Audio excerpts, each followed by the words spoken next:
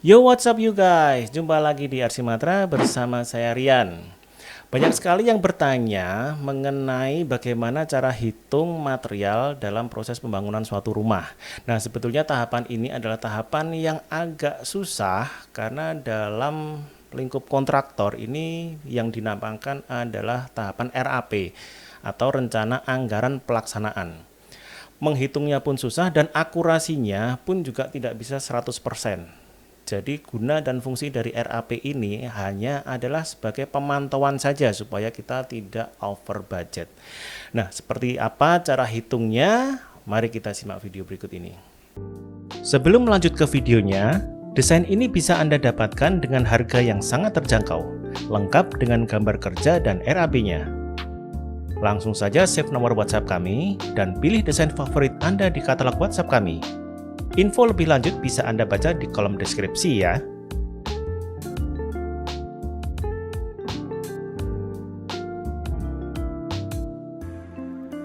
Oke, mari kita simak video berikut ini.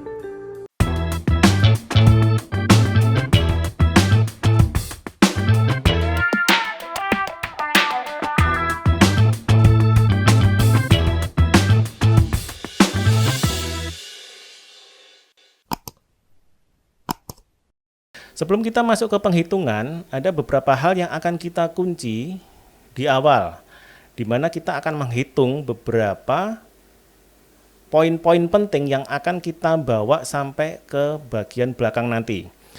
Tahapan pertama yang akan kita kunci adalah kita menghitung jumlah kolom footplat.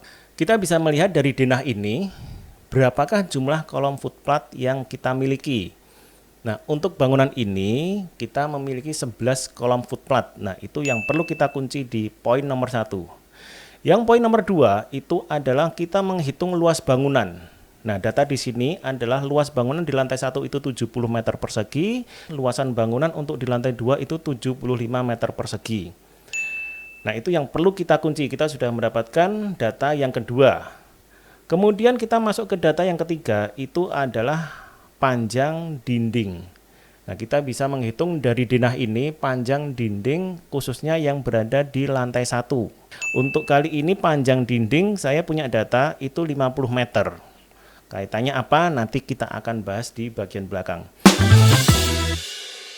Oke, kita sudah punya 3 hasil dari penghitungan itu. Kita akan kunci di layar ini karena itu akan kita gunakan terus-menerus sampai ke belakang. Oke, langsung saja kita lihat di video sekarang.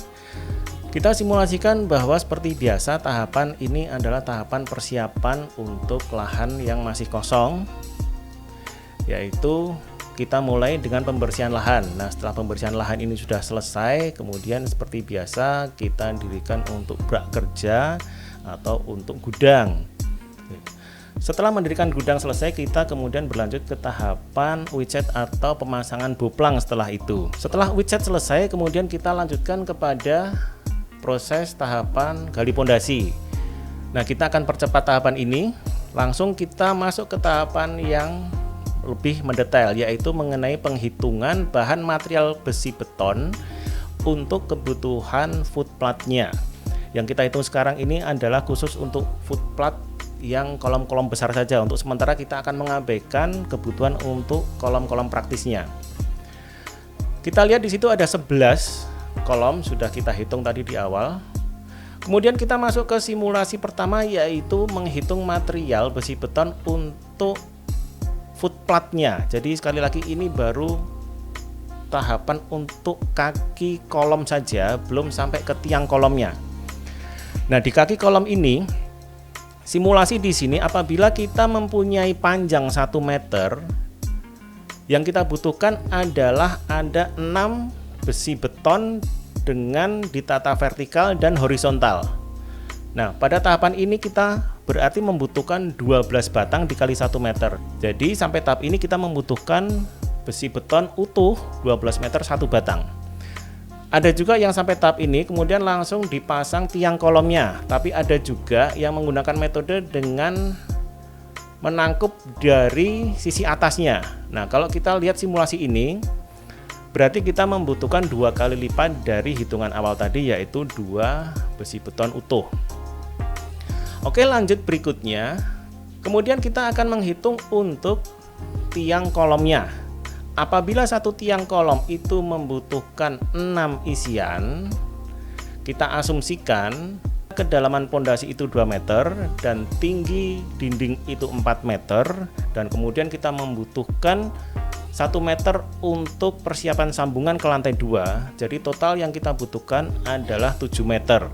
Tapi ada beberapa metode yang paling banyak digunakan. Ini kaitannya adalah untuk penghematan, yaitu kita memotong besi utuh 12 meter itu kita bagi 2, kemudian menghasilkan besi sepanjang 6 meter. Nah, besi 6 meter ini bisa kita gunakan sebagai tiang kolom pondasi. Ini masih cukup untuk pondasi footplat sedalam 1,5 meter. Kemudian tinggi ruangan sampai ke plat dak lantai 2 itu 3,6 meter. Dan stek sambungan untuk di lantai 2-nya sepanjang 40 cm. Ini adalah langkah penghematan yang sangat bagus sekali. Nah, ada catatan yang harus diperhatikan di sini. Karena ini tiang kolom yang sebaiknya tidak kita sambung, jadi kita membutuhkan besi beton ini utuh sampai ke atas. Yang kita butuhkan utuh ini panjangnya 7 meter. Apabila kita punya batang utuh 12 meter, jadi kita bisa memotong 7 meter dan kita punya sisa 5 meter.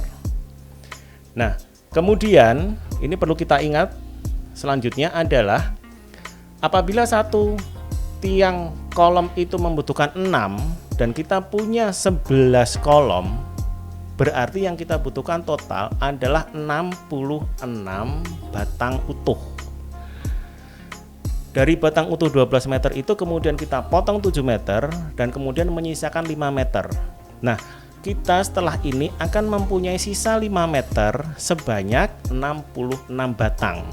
Nah, inilah yang nanti akan kita alokasikan untuk lanjutan cor di lantai 2-nya. Bisa kita gunakan untuk balok atau mungkin bisa kita gunakan untuk tulangan-tulangan yang memang ukurannya pas, dimensinya sesuai dengan yang ini.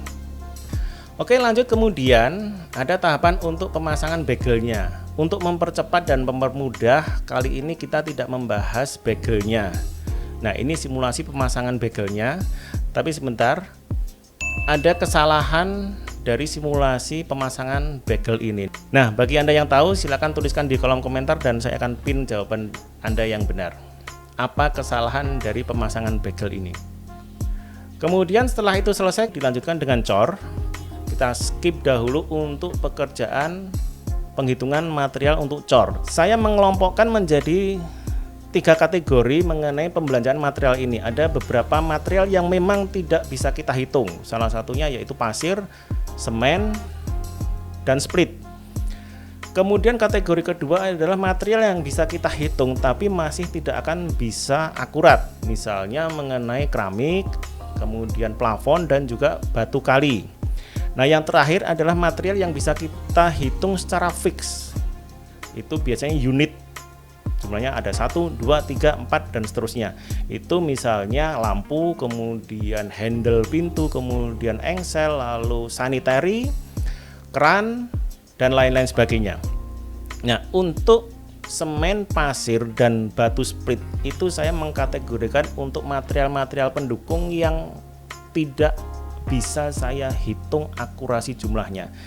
Jadi karena itu material pendukung, ya sudah, kita akan stok saja material-material tersebut harus selalu ada di lokasi.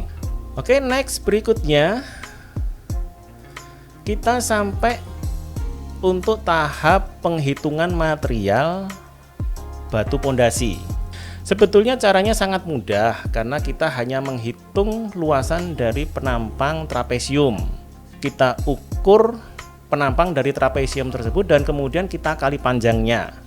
Nah, kali ini kita akan menggunakan poin di nomor 3, yaitu mengenai panjang dinding. Jadi urutan penghitungannya adalah kita menghitung luasan dari trapesium tersebut kemudian dikalikan panjang dinding. Bagi Anda yang tidak ingin pusing-pusing untuk menghitung trapesium, saya memberikan tips untuk kita menghitung dengan volume yang terbesar. Jadi kita akan menghitung dengan penampang terbesar di bagian bawah.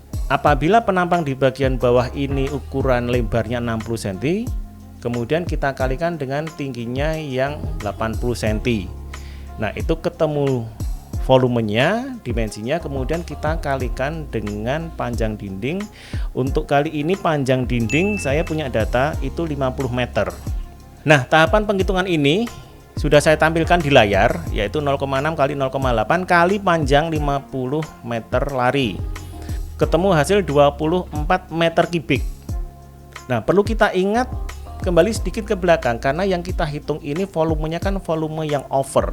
Tapi jangan khawatir di situ, karena material yang terpasang di pondasi ini adalah material yang sudah berbentuk padat. Berbeda dengan material yang kita beli, yang kita datangkan ketika dia masih berada di dalam truk.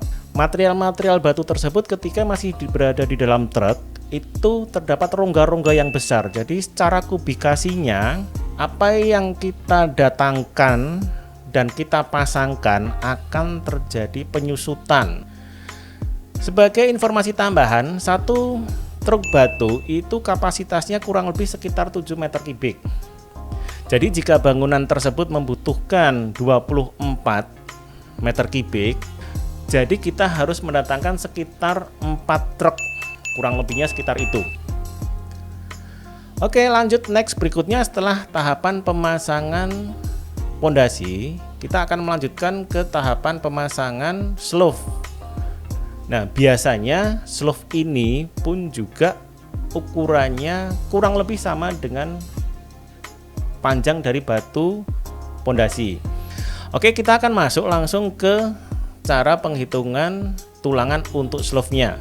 Kita ambil contoh, kita asumsikan untuk analisa 1 meter panjang slope ini kita membutuhkan 6 tulangan. Nah, apabila 1 meter itu berarti kita membutuhkan 6 meter.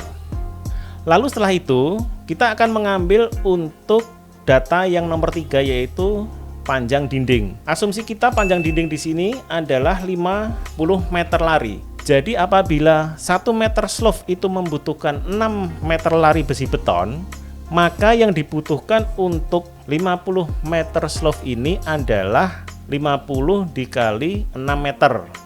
Nah, ini sudah saya hitung. Jadi yang kita butuhkan itu totalnya kurang lebih sekitar 25 batang besi beton utuh. Oke, next ya.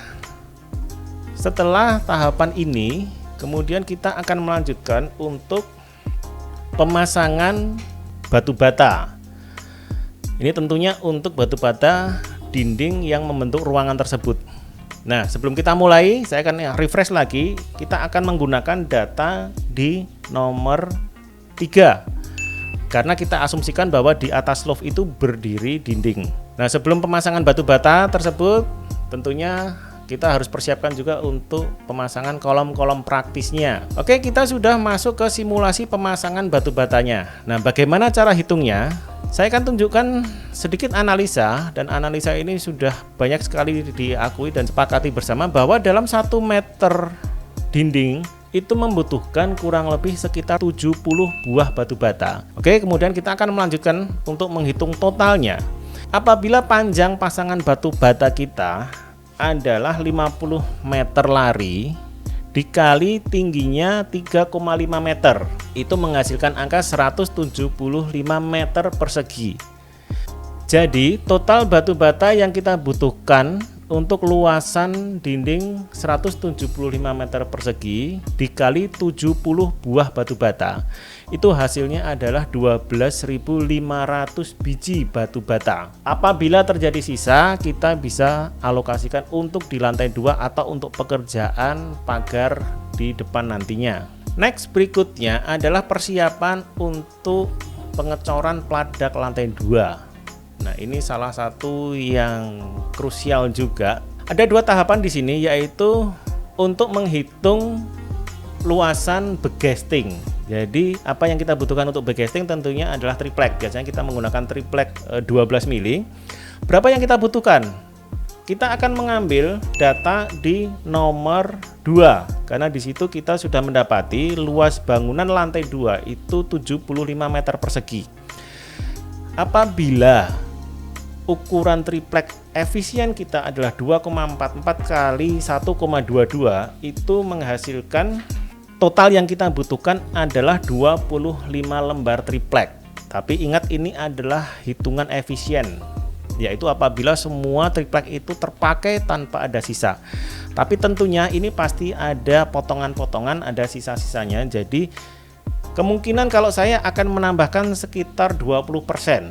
Jadi saya akan membelanjakan triplek ini sekitar 30 lembar, karena di situ pun juga akan ada untuk begesting balok-baloknya.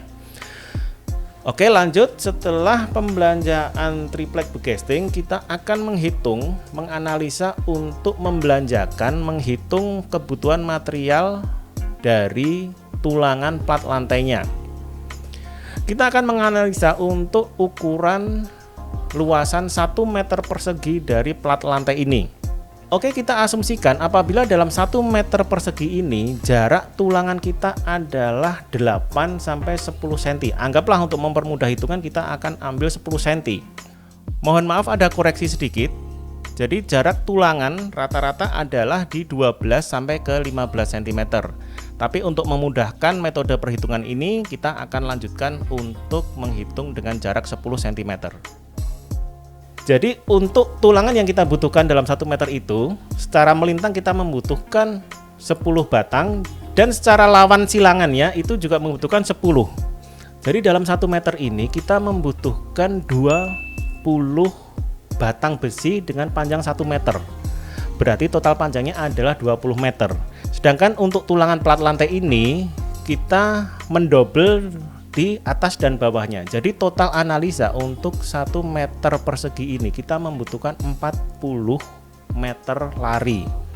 Apabila kita breakdown dengan 12 meter ukuran panjang besi beton yang utuh, itu ketemu sekitar 3,3 batang utuh.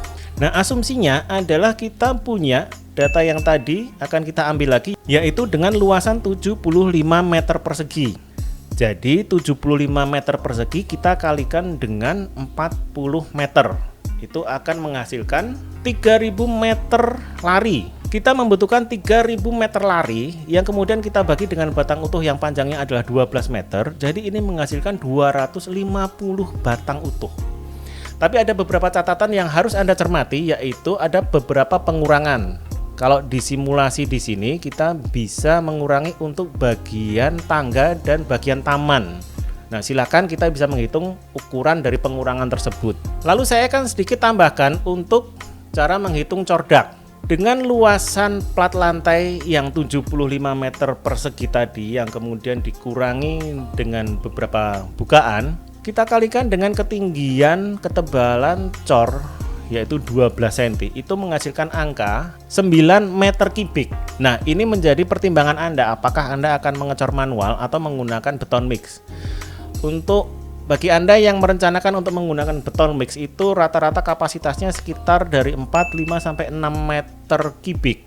Jadi apabila Anda membutuhkan 9, Anda bisa mendatangkan kurang lebih 2 kendaraan dengan kapasitas maksimal di 9 meter kubik. Dan perlu diingat juga bahwa ada catatan di sini, ukuran ini masih ukuran untuk plat lantai saja, karena kita mengabaikan hitungan untuk pengecoran di balok ring dan balok strukturnya. Jadi tentunya akan bertambah lebih banyak dari 9 meter kubik. Oke, lanjut berikutnya. Kita sudah sampai di plat lantai 2 dan kemudian kita akan lanjutkan untuk pemasangan batu bata di lantai 2-nya. Nah, ini bisa kita lihat simulasi untuk pemasangan pekerjaan tangga. Nah, di tangga ini tulangan-tulangan yang kita butuhkan ini potongannya kecil-kecil. Jadi Anda bisa mengumpulkan sisa-sisa potongan-potongan besi beton yang tadi itu bisa Anda gunakan untuk pekerjaan di tangga ini.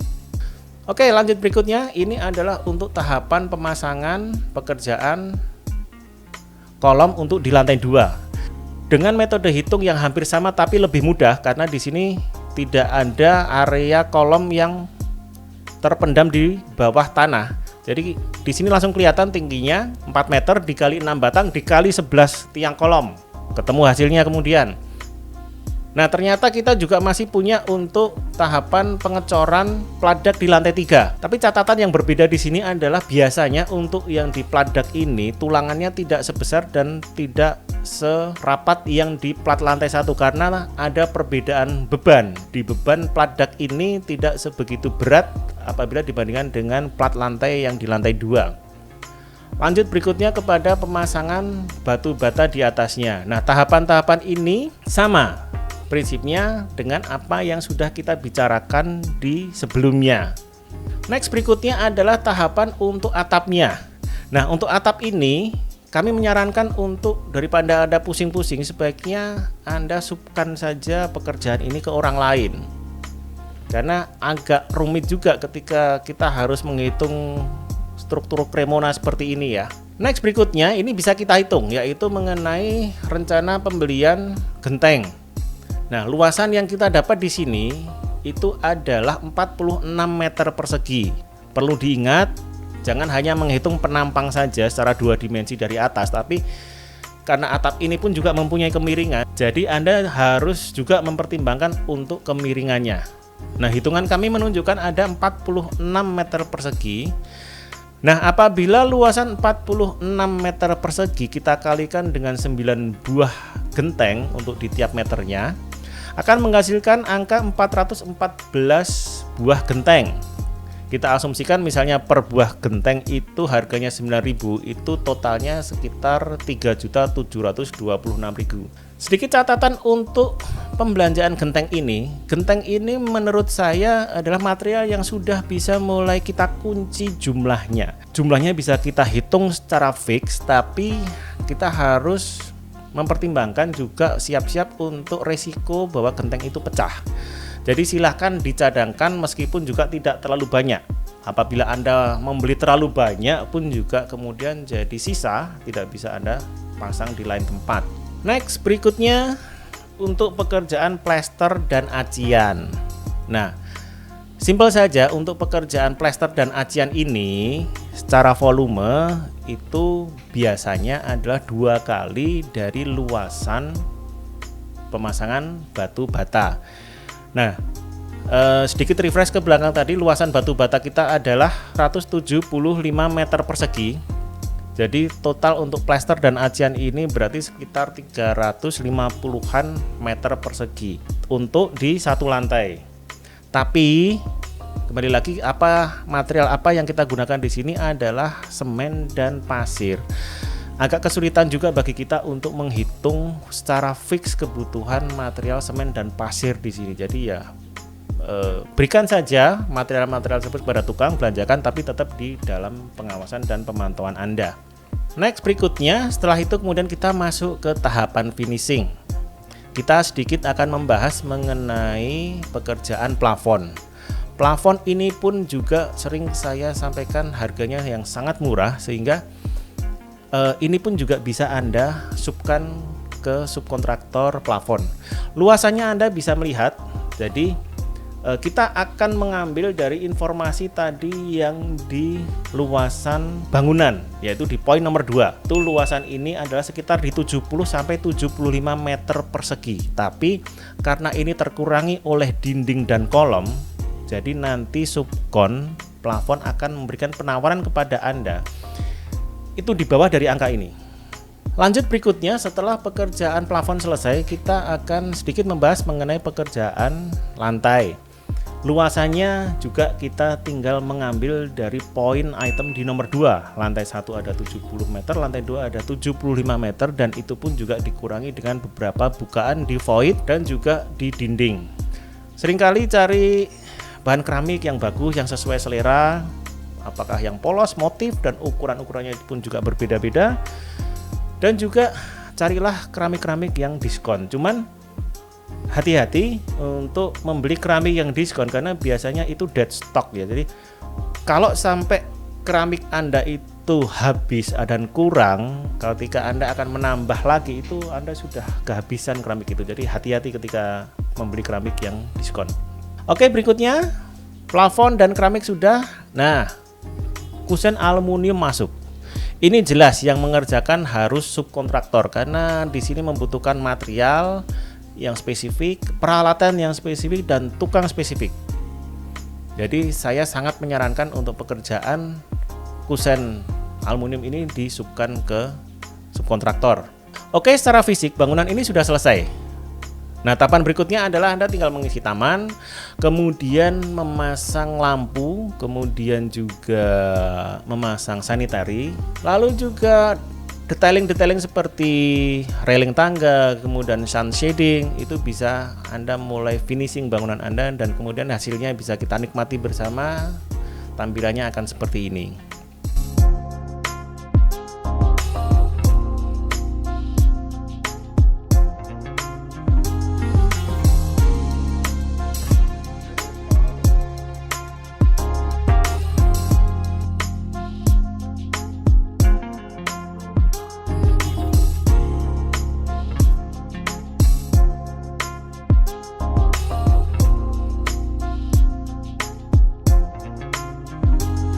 Oke, itu sedikit tips tutorial, semoga bisa bermanfaat bagi Anda yang ingin membangun rumah sendiri dan merencanakan untuk membeli material-material tersebut secara mandiri dan kesulitan untuk menghitung.